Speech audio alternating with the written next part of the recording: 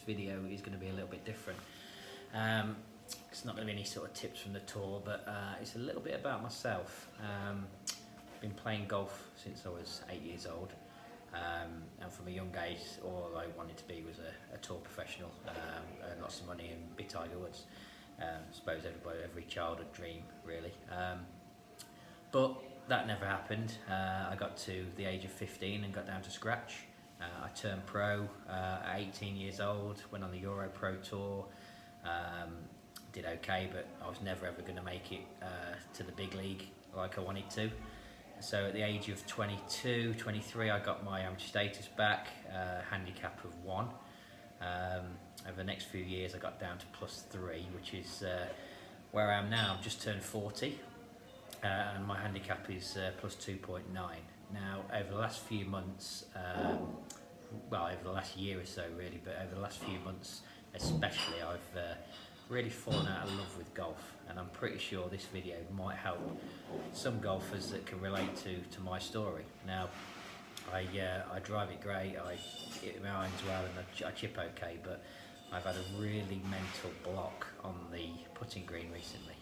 Just can't get the ball in the hole, 3-putt too many times, and it's really got me down, and I just haven't enjoyed the golf. So at the moment I haven't played golf for 3 months, with no intention of playing anytime soon either. Now the only way I'm going to get back is if I start putting well, and then I can start enjoying the game again. Now a lot of people have sort of criticised me a little bit, saying, you know, you're a +3 golfer, you can't be that bad, etc, etc. But when you've been doing it for so many years, and you know, it's finally got to a point where, you know, I'm not enjoying it as much as I should do. I'm still very competitive, I still want to go out and win.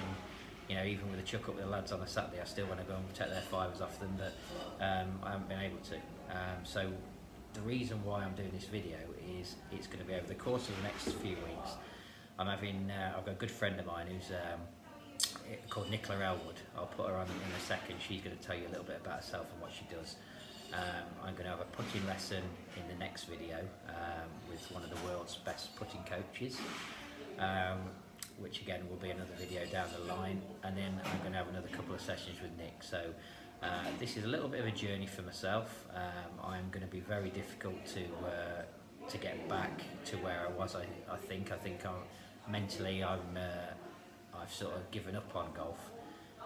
I don't want to, because I miss the social side of it all, but I just felt myself being not a nice person to be around on the golf course, and it's not fair on other people for me to witness that. So yeah, so that's why I've given the game a break recently, and Nicola is going to be here to try and help me get back on track. So put you over to Nick, and she's going to tell a little bit about herself. Hello, my name's Nicola Ellwood. I am a master coach and a mental skills coach. I work with athletes, golfers. I've worked in golf for the last couple of years. I have clients who are amateur, professional, and I've worked with clients up to the European Tour level.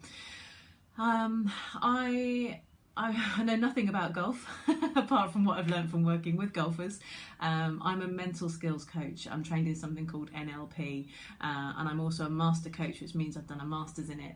My background is actually corporate, and my other part of me when I'm not on the golf course is working with leaders at an executive level, helping them lead their organisations and show up as they want to, enabling the culture that they need to within their people and their teams.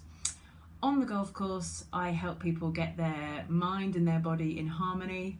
I help them develop their mental pre-shot routine, and I help them enjoy golf, which, as I know that you'll know from Bro, is something that he's really keen to do. So I look forward to the journey that we're going to be going on. I look forward to seeing you again as I work with Bro over the coming weeks. All right, cheers, bye. So here I am with Nicola. I'll pass her over. She's going to be sorting my head out. So you'll be sorting your head out. I'll be helping you. Okay. Apparently. So yeah, so in terms of if we're going to be doing some work together, what is the outcome that you're looking for? It's probably to enjoy myself a bit more on the golf course rather than be miserable. Right. My dad always said to me, back in the day, he was my biggest fan when I was a junior and up-and-coming golfer, that if I'd mentally got my head right, I would have done a lot better than what I have done, because I was miserable on the golf course, and that's how I've started feeling again, miserable. And it's all down to what I said earlier, that my putting is not where it should be, and I'm struggling to find a way of enjoying playing golf, all just because of that. So you know what you're capable of, and you're not doing that, and that's affecting the enjoyment of the game, because it's almost like you're going to do that. I know I'm failing before I've got there. You know, I can get out the first tee, and you know, at Newark here, Newark Golf Club where I'm a member at, it's quite a demanding first tee shot. It's 440 yards down the bounds, left trees right. I can stand there with a driver and not have an issue of it in the middle of the fairway, straight down the middle, fine. But then you get around the green to 4 feet, and I haven't got a clue how to knock it in the hole anymore. So when you're playing really well, when you're playing really comfortably, sort of, you know, at the beginning, you're just confident, you know exactly where you're going, and it's a real positive experience for you. And I can just tell you're quite comfortable with that. And then when you get onto the green, you just know. As soon as I'm walking onto that green, especially on the first green, if I hit it to 30 feet away, I'm hoping I'm going to get down in 2. I'm not looking at a hole in a 30-footer. I'm hoping I'm going to get down in 2, but realistically, I think, I'm probably going to come off with a 5 because that's how bad it has become. So you're almost like telling yourself, kind of. So when I'm walking up to that green, I know that my best possible outcome here is going to be a 4, but more than likely I'll probably make a 5. So you're giving yourself that, was it expectation, that space to do that? I think so. I mean, I don't, before, you know, when I was playing well, and you know, putting always used to be a strong part of my game, I'd walk onto that green and think I was going to hold it. So when you were playing your best? Well, all growing up really. As a kid, I was a very good putter. I used to have this really short ping answer 2 putter that, you know, I was bent right over on, and everybody said, "Oh, how weird it looked." But you know, I used to hold a lot of putts. And that's all I remember as being a good putter. But you know, as I've got older, it's left me. And I don't really know how to get it back. Okay, so can you just tell me a bit more about? Do you remember a time where you have experienced, and this may be in the past, it doesn't really matter when, almost like what we're moving towards? When have you experienced that previously? So your best putting, can you tell me about a time where it's just been the best? Well, there was, I mean, the Notts Amateur in 2015, I wasn't particularly playing that well, and it was round Newark, so I was probably one of the favourites to do well, being around my own course and everything.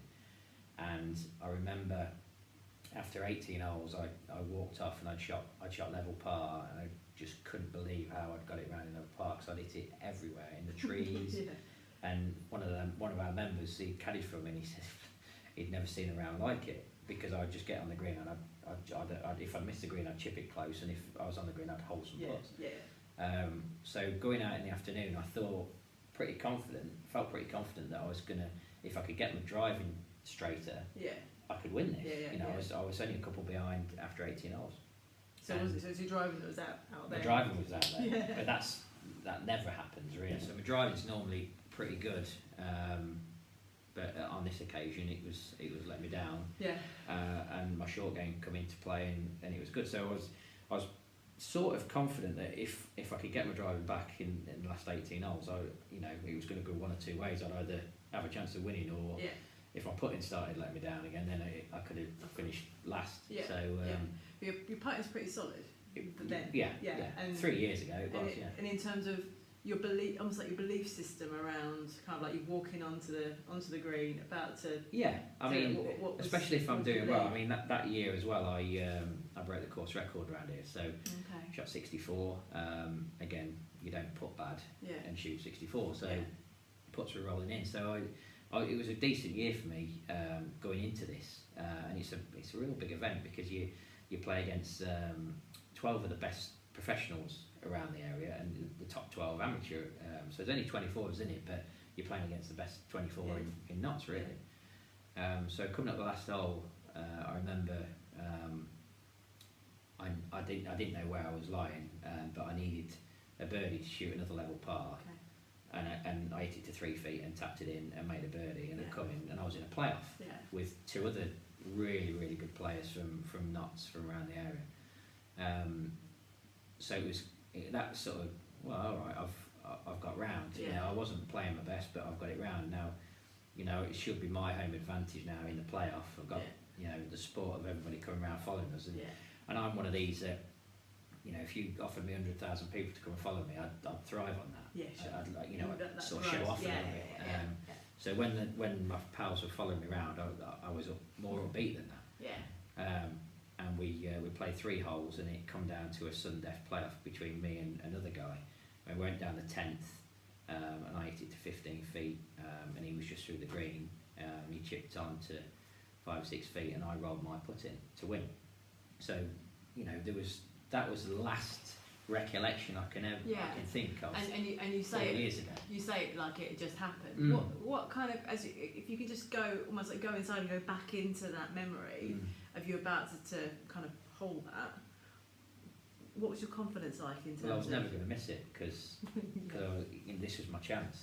This you know, you don't get many chances like that. So not only did you have the crowd surrounding you, everyone's around me. Oh, the butterflies are going a little bit. Yeah, of course, that's good, isn't it? Which makes you human. But, absolutely. But I saw that putt, and there was no way I was going to miss it. You just going to do it. The determination was there, and the belief was there, and hey, I'm going to show these people.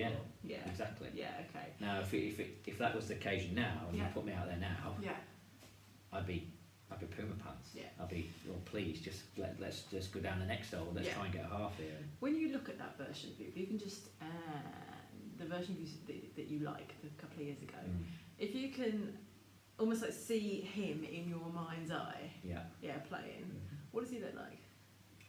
Feels like arrogant. Probably arrogant. Yeah. And that's, I'm a big believer in with what I do on tour, watching these very good golfers all from all over the world. The better players have this little bit of an arrogance about them. Now some people don't like that, but I actually love that because it shows that they're not being big-headed, they're not being cocky, but they believe in themselves. You are absolutely right. I had the pleasure of being out on the Ladies European Tour in the autumn, and I was profiling the top girls. You know, psychologically what they're doing. People are generally either internally or externally validated. My experience is the highest performing golfers are internally validated. They're not, you know, they're sort of, you know, it's for them, you know, but they're using the crowd for themselves, really. They're not dependent on the crowd. No, but that's where I think that crowd was my 15th club. They got me over the line that day. Like a supercharger. Yeah, definitely. Absolutely. So if you were to looking at that version of you, you see him as a little bit arrogant. How does he stand? What's his posture like? Well, I had quite a few pictures taken. One of the guys is a cameraman here, and he sent me a load of photos after, and it was chest was in the air. And, you know, I'd got a caddy. You know, look at me, I'm a tour pro. You know, I was the dog's nuts, if you like, in my own little bubble. I was a big fish in a very small pond at the time. And that small pond, the people that you were playing with, what would you say their perception of you was? I would have thought that with the lads that knew me, I would have thought that they would feel that if they was to beat me on the day, that they'd have a chance of winning the tournament. Just because of it being my own mucky, if you like, and being the player I was at the time.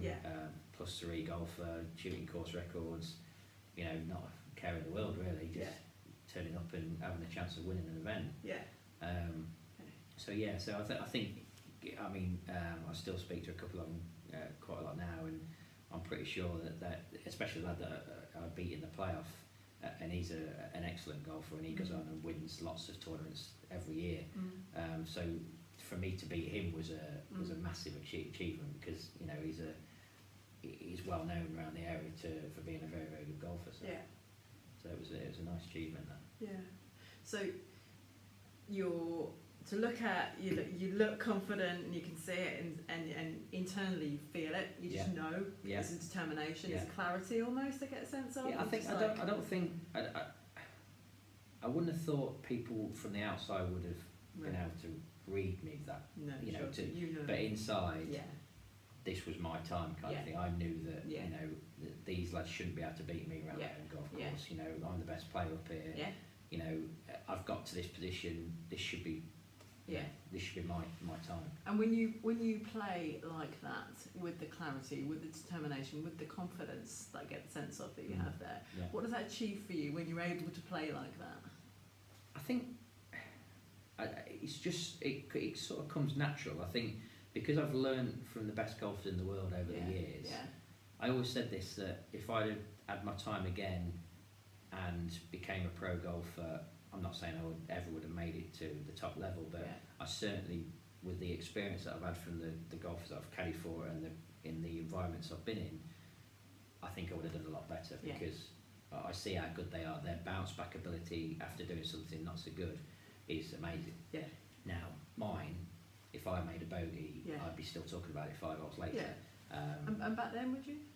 I still had my moments, but you know, when you go on a bit of a run and your game's in a good spot and you're playing well, you don't really worry about making a bogey because you know you're going to make 6 or 7 birdies around. So it's almost like if you played like that and if you continue playing like that, the potential could have been absolutely quite significant. Yeah, definitely.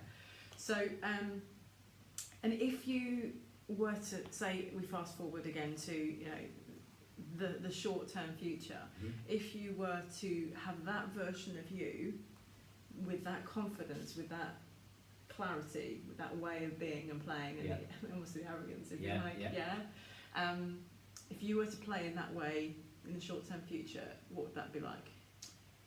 I think tee to green, not a problem. I don't think I'd ever struggle to have that sort of positiveness walking down the fairways and off the tees. But just imagine if you were able to on the green, what would that be like if you could That'd be great. I'd be able to enjoy myself again, and I wouldn't be having this conversation with you now. So that's our goal. Probably so in terms of us, I'd like to. I think in a few months' time, if I could turn up on that tee on a Saturday and shoot 80, but enjoy myself and not be miserable, and the lads that I play with, who are all my friends, you know, there's here at Nuremberg on a Saturday we have between 30 and 60 lads every Saturday turn up. We chuck the balls in. You get drawn out with 3 different guys every week. They're all the friends, and we sit there and have half a dozen beers after, and we have a great time. But that 4 or 5 hours in between being on the golf course is spoiling my day. Because I don't want to be there. And then with me being as bad as what I have been recently, they're not enjoying it either because they don't want to see me being all miserable on the golf course. You know, and some lads, you know, they like to play with me because they like to see me hit good shots. You know, and they've told me this. But with me being as bad as what I have been, I haven't been able to enjoy it. So I've taken it out on myself on the golf course, and that's not a nice place to be with the lads that are supposed to be your friends, and you're treating, you know, they don't like that. And that's on me. That's my fault, and I don't want to be like that. No. So and that's the reason why at the minute I haven't played golf. And that's in a sense that's great. You know, if it doesn't work, don't do it. No, exactly. So and they say if something isn't working for you, do something else. So I've been fishing. I put the golf clubs away and I've been fishing, and it's just been peaceful. And yet you want to play golf again, and you want to enjoy it again. So what we're going to be doing differently is we're going to be thinking differently. Okay, that is my intention with you. So in terms of our outcome, that's our goal. That version of you a couple of years ago, there's a number of presuppositions, sort of known truths that high performing mindsets have. And one is that we have all the resources within us to achieve the outcomes that we want. We have everything we need right here to achieve the outcomes that we want. But sometimes we just don't use it. No. Or we forget. Or we learn new habits that don't serve us. Thinking habits. So the great thing about you and working with you is that you've done it. You know how to do it. You've easily just gone back there. So my job is to help you remember and perhaps even an even better version of that is you today. What is enjoyment for Bro today? Here now, moving forward. So you have everything within you to do that. And the other thing is if it doesn't work for you, do something else. So we are going to be doing things differently. We're going to be thinking differently, behaving differently, talking differently. Okay. And I'm going to challenge you quite a little bit. That's all right. You'll need to. That's it. You'll need to. And this is your agenda. Yeah. Okay. So it is. Listen, I'm not here. Not here for the fun of it. I want to. yeah. I want to get back to where I was. I want to start enjoying myself. And Yeah. We've got a great golf club here. We've got a great group of lads, and I want to be a part of that. And Yeah. at the minute, I'm missing out because of, well, for me, it's one major thing in golf, which is my putting. For anyone else, they'll think, I mean, probably people that listen to this, they'll think, well, what's he on about? Just go and play golf. Just go and do it. Don't worry about the outcome. But when you've been competitive all your life and you want to still do well, I mean, the winter fiddle we have here. Every Saturday the lads are coming in with 39, 40 points. Now off +3 I've got to shoot 5 or 6 under to do that, and I can't because my putting is so bad, and I'm coming in with I'm still shooting like level par 1 over, but that's nowhere near the bandit cycle, and that are coming in with 39, 40 points, and I want to get back to there, because a few years ago I'd come in, I'd shoot 65. And I'd probably still get beat, but I'd still be up there and competing with them. Now I can't compete. I'm just not good enough to compete. So that's where I'd like to get back to. Like end of this year, when we go back to the winter fiddle, if I'm playing golf, then I would like to be able to go and compete against the lads every Saturday. And enjoy it. So enjoyment is our thing. Yeah, massively. Because if you don't enjoy something, you wouldn't do it, would you? So, No. and that's. I've enjoyed the game for such a long time, and when you work in the environment and then come back to play, I enjoy my job. I love my job, but when you don't enjoy coming back and going around another golf course, it's sort of a buzzman's holiday, if you like. Sure. I've just been and done 6 days on a golf course carrying a bag. Now I'm going to come back and play. And if it's not quite going right, it's frustrating. Absolutely. So that's So enjoyment is the agenda. Yes. That's it. And ultimately, if you enjoy it and play the way that you can, the way that you have done previously, in theory, the results take care of themselves. Correct. So that's our focus. That's our intention, and how quickly we get there will be down to us both. Brilliant. Okay. Good. So that is the first video. I'm going to go away. I'm at the British Masters this week, and I'm going to be lucky enough to have a putting lesson with Phil Kenyon, the world's best, in my eyes, the world's best putting coach. So the next video will be with me having a putting lesson. We're going to see how we go with that. He's going to give me something to work on. I'm probably going to get a new putter. So everything's going to be new, fresh start, and then week after the British Masters, I'm going to join back up with Nick, tell her how it went, and then we're probably going to go out on the golf course, are we? Yeah, we'll have a couple of sessions together first. So we'll have a couple of talking sessions again, and then probably go out and put it to the test. So watch this space.